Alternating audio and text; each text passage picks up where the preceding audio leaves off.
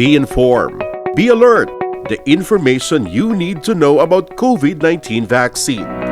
Right here, right now, on The Vax.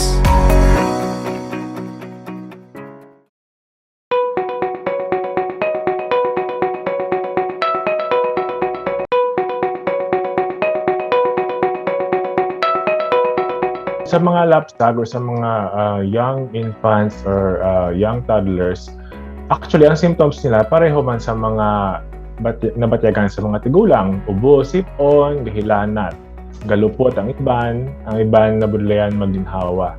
So in terms of effects sa lawas, pareho man.